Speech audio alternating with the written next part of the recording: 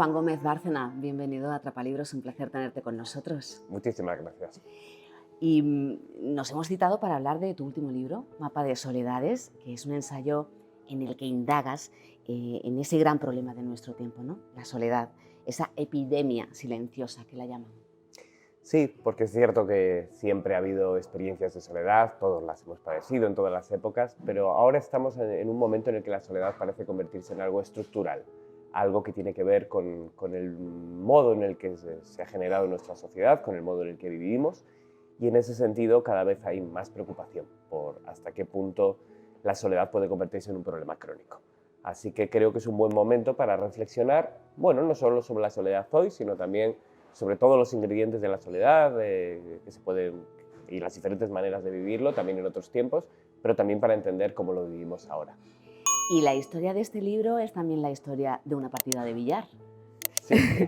Y en esta radiografía que haces sobre la soledumbre, estaremos en distintos escenarios, en una selva, una ciudad, una isla, un océano, un desierto, un jardín e incluso el cosmos. Creo que fue paseando solo por Buenos Aires, a la sombra de sus cuadras gigantescas, donde dices que comenzaste a pensar en este libro. Sí, tuve una estancia en Buenos Aires en el que supuestamente iba a redundar en un montón de charlas y de encuentros con alumnos y diferentes cosas que nunca ocurrieron. Me quedé un poco colgado. Esas cosas pasan a veces cuando hay diferentes instituciones con invitaciones que al final se echan atrás. Y en ese momento de limbo en el que yo me encontraba, por casualidad me topé con dos elementos, ¿no? Con la casa de Horacio Quiroga, el escritor uruguayo que vivía en la selva de Misiones, que vivió en casi absoluta soledad allí, y con la noticia de la muerte del hombre del agujero, un hombre que llevaba 28 años viviendo solo en la selva y que justo murió el día que yo estaba pues visitando Misiones. Digamos que estos dos ingredientes me llevaron a reflexionar sobre la soledad, primero a contraponer la soledad del llamado hombre del agujero y de Horacio Quiroga, y poco a poco pensar que esto podía ser el trampolín para lanzarme a una especie de historia comparada de la soledad a través de personajes. Y en esa primera parada que dices de Horacio Quiroga, comentas, Quiroga no era esa persona solitaria que afirmaba ser, fue solo un soñador más que no podía soportar a solas el peso de sus propios sueños. Sí, porque aunque él tenía ese discurso de que quería vivir en soledad, bueno, no pudo vivir en esa cabaña sin arrastrar a su esposa y luego a sus hijos, y es significativo que tan pronto como su esposa muere, él se tiene que ir de allí. Él ya no es capaz de mantenerse en esa supuesta soledad, ¿no? Y entonces empecé a pensar que es esa una soledad muy masculina habitualmente, muy épica, muy heroica, la de soledad del que se quiere sentir mirado en su, digamos, en ese ejercicio de supuesta libertad y de fuerza, que es enfrentarse a la selva, enfrentarse al desierto, enfrentarse a los grandes obstáculos, pero que necesitamos testigos y que cuando estamos solos empezamos a no desear tanto esa soledad. ¿La soledad ha cambiado a lo largo de la historia, Juan? Yo diría que hay cosas que han cambiado. Es evidente que en una sociedad más individualista hay más soledad y probablemente una soledad que se vive de manera más intensa, por ejemplo. Entonces es normal suponer que en la antigüedad o en la Edad Media la soledad fuera un sentimiento menos intenso. Ahora bien, bueno, también la idea de Dios, por cierto, ¿no? Si creemos que estamos como cree el ermitaño, que está siendo mirado por Dios, pues inevitablemente ahí hay menos sensación de soledad. Pero sí creo que ciertos ingredientes de la soledad no han cambiado, que sigue siendo un elemento esencial, y lo era entonces de la existencia humana, que todos estamos obligados a atravesar momentos de soledad, muy especialmente en el nacimiento, muy especialmente en la muerte. Estamos solos, estamos existencialmente solos, y creo que esa experiencia de soledad y aprender a lidiar con ella es uno de los desafíos de la vida humana, el aprender a estar bien con nosotros mismos y también aprender que nosotros mismos no nos bastamos. Hablemos de la ciudad, es un capítulo súper interesante porque te adentras en ella y de hecho se prevé que en 2050 creo casi 7 de cada 10 personas vivirán en ciudades o viviremos, según las previsiones del Banco Mundial, esas ciudades que inventaron el anonimato. Claro, porque yo lo que pensaba es que esa soledad que nace de estar rodeado de gente que no sabes quién es y que no sabe quién eres tú, tuvo que nacer con las primeras ciudades, probablemente hace 8.000, 10.000 años, en Asia Menor, se dio por primera vez esa circunstancia de que alguien iba por la calle y de repente encuentra a alguien que forma parte de su propia comunidad y que no se saben el nombre del uno del otro. Y aunque eso al principio pudo ser casi una curiosidad, ha llegado a convertirse en una norma. Uno está en una gran ciudad y lo que le parece raro es encontrarse a alguien en una larga caminata de una hora. Y este anonimato tiene, esta soledad asociada a la invisibilidad, tiene una parte sin duda positiva. Hay una parte de que cuando uno no es visto, puede ser más uno mismo. Puede descubrir quién es, puede, de alguna manera, no tiene el peso de la mirada de los otros.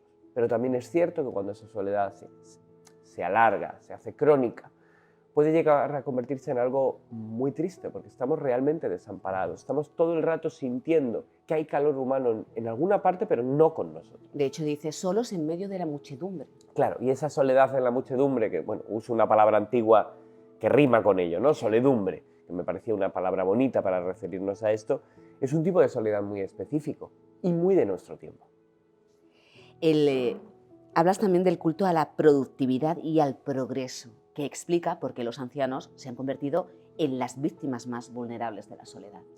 Sí, vivimos en una época de permanente fe en el futuro, en el progreso, de la idea de que tenemos que ser siempre productivos, tenemos que ser la mejor versión de nosotros mismos, tenemos que estar al día, tenemos que ser felices, también hay como una especie de obligación en ello, tenemos que ser dinámicos y por lo tanto tenemos que ser jóvenes, en un sentido metafórico y literal. Y esto explica, de alguna manera, tenemos siempre la idea de que ahora, en el pasado, solo tenemos recetas caducas de la vida. Mientras que en las sociedades antiguas existía la idea de que las personas de la tercera edad, los ancianos, tenían acceso a un conocimiento que seguía siendo útil. Pero yo creo que vivimos en una sociedad que cada vez proscribe más ese conocimiento del pasado, que es considerado algo atrasado, es considerado algo obsoleto. Y creo que esta es una de las razones que explica por qué la tercera edad cada vez, digamos, los ancianos cada vez se encuentran más en un momento en el que su experiencia no parece tener ningún valor para la vida social. Nos dicen que tenemos que tener un propósito de vida, por ejemplo, cuando te jubilas, ¿no? y te haces mayor en ese sentido. Sí, se intenta, y a ver, en cierto modo tiene sentido, ¿no? Darse un propósito, darse un sentido, pero quizás no hay que pensar tanto en un gran sentido como en el pequeño sentido del día a día o en el pequeño sentido de las pequeñas cosas. Entonces, al final se da ahí esa paradoja, ¿no? Las personas de la tercera edad viven más que nunca, en mejores condiciones que nunca, pero al mismo tiempo es más habitual encontrarse con que están desarraigados. También los lazos familiares se han debilitado con el tiempo. Vivimos cada vez con una crisis más evidente del concepto de familia. Y al mismo tiempo con estructuras sanitarias que son efectivas para cuidar el cuerpo de los ancianos. Y en ese sentido podemos estar tentados a creer que está resuelto el asunto, cuando en realidad apenas ha empezado. Porque ¿hasta qué punto se puede decir que vive una vida plena quien está completamente solo, quien no puede relacionarse aunque lo desearía? Háblame de la pastilla para curar la sensación de soledad. Creo que es de 2019, pero no tenía yo conocimiento de esa noticia. Creo que está en prototipo, que todavía no se comercializa. Y claro, hubo mucha polémica, ¿no? Porque efectivamente parece que excitará determinadas partes del cerebro, qué sé yo, o producirá determinadas sustancias químicas que nos hace sentirnos más cómodos estando solos. Pero claro, el problema es, primero, que no estamos atacando más que el síntoma. La soledad no es el problema es las condiciones estructurales, económicas, políticas, sociales que nos llevan a la soledad. Entonces, con esto no lo estamos curando. Es más, estamos disfrazando los síntomas. El que yo me sienta cómodo en soledad no quiere decir que mi vida sea plena. A mí podrían darme una pastilla para sentirme bien siendo un esclavo, lo cual no haría de la esclavitud una condición digna.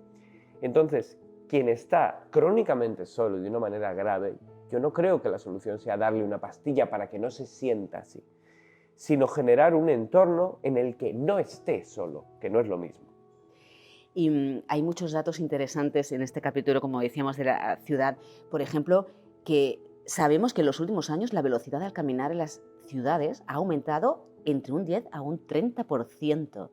Y creo que no nos fijamos en ese tipo de detalles. Sí, a mí me impresionó mucho este dato porque, bueno, pues luego lo piensas y coincide un poco con tu memoria y tu experiencia, pero claro, como pasan los años, tú mismo caminas más rápido. Yo camino más rápido ahora que hace 20 años, por lo que parece indicar ese estudio, muy probablemente yo también. Y creo que son pequeños detalles, pero que, claro, están de alguna manera condenando las posibilidades de la generación de lazos sociales, ¿no? La gente va tan rápido, con tanta prisa, que no se dan determinados vínculos que de manera espontánea se creaban antes incluso en una gran ciudad.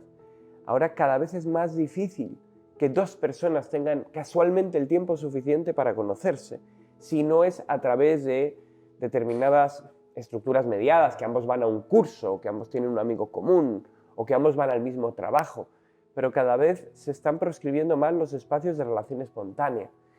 Y esto, bueno, lo encuentro que tiene sentido. Es verdad que vivimos en una sociedad más productiva, pero yo no sé hasta qué punto no se pueden encontrar formas de evitar esta alienación, porque creo que al final es una forma de alienación. Cambiemos de escenario y vayámonos a una isla. John Donne dijo, ningún hombre es una isla, ningún hombre vive solo, ¿no? Tú nos hablas de una isla, de la isla Serrana. El nombre viene de quien la descubrió, Pedro Serrano. Sí, quien lo descubrió y quien la padeció, porque fue este marinero que en 1526, Pedro Serrano, naufraga allí y está obligado a vivir 8 años en la isla, parcialmente con otro náufrago, hay otros años en los que está solo, y que se convierte en una especie de pionero de la novela Robinson Crusoe, un precursor.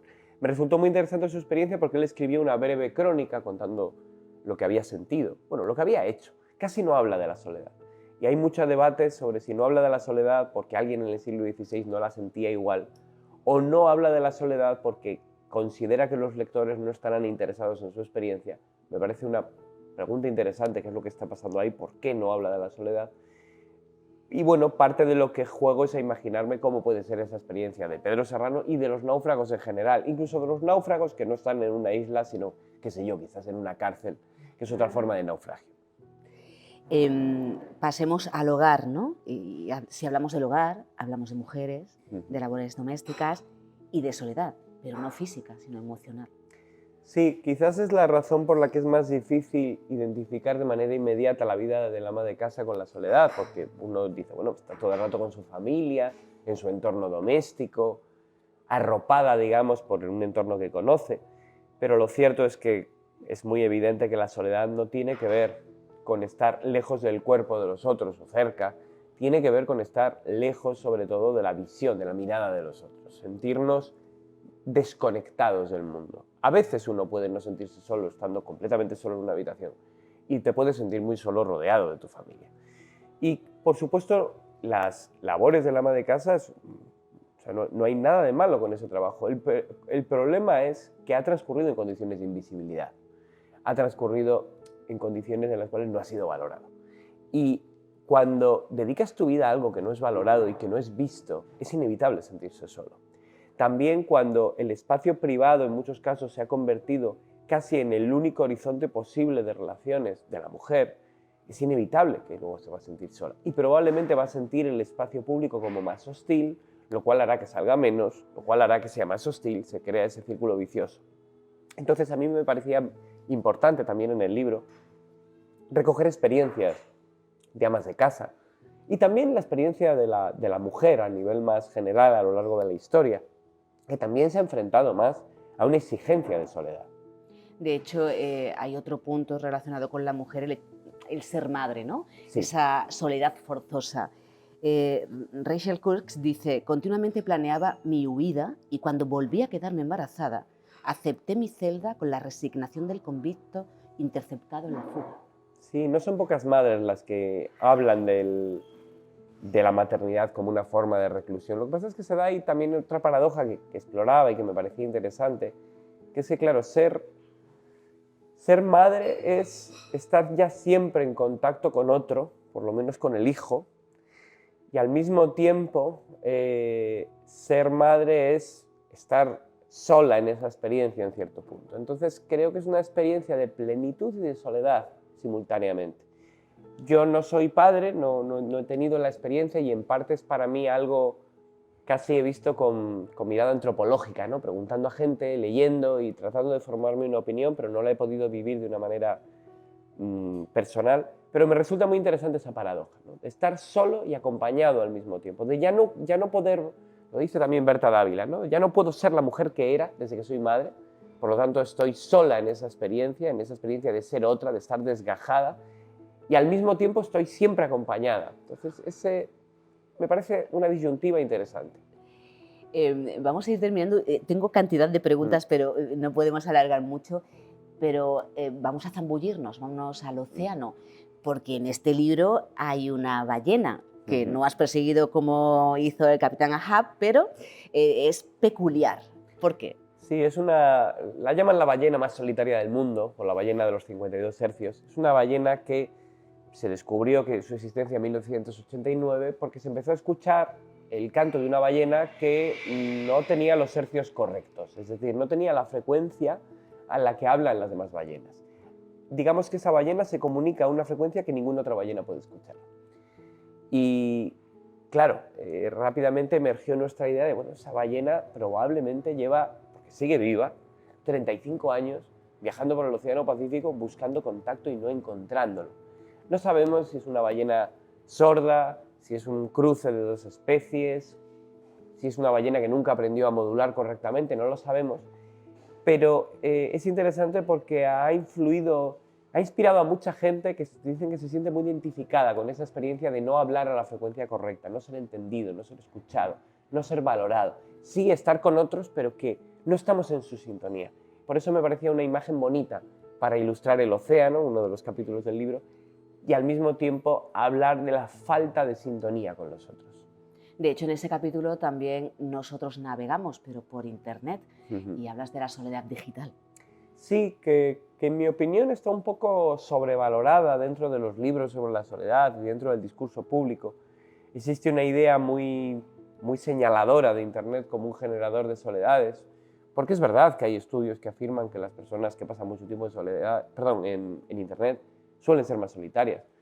Pero yo siempre dudo qué viene antes, ¿no? Hasta qué punto si internet no es un refugio para gente que ya se siente sola. Y por otro lado, creo que internet también puede ser una fuente de conocimiento del otro, puede ser una fuente de relación, una forma de relación. Hombre, lo ideal es que internet sea solo una herramienta para relacionarnos y que a partir de ahí podamos llevar a la presencialidad al menos ciertas relaciones. Ciertamente hay personas para las que internet es una cárcel, como los hikikomori en Japón. Pero para mí, también en el caso de los hikikomori, el problema no es internet, el problema es una patología que lleva a usar internet como una ventana.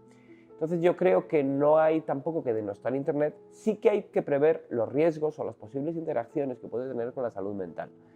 Pero creo que bien usado es de hecho una herramienta que amplía nuestros horizontes en lugar de cerrarlos.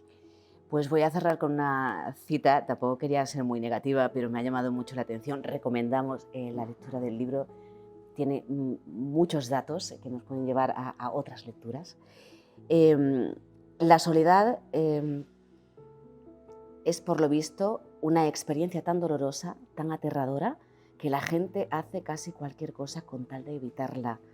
Es Frieda von Reichmann. Sí, la verdad es que es una cita que a mí me gustó mucho. La encontré en el libro de La ciudad solitaria de Olivia Laing y a partir de ahí yo también la coseché. Pues muchísimas gracias por tu tiempo, un placer. Gracias a ti por la invitación.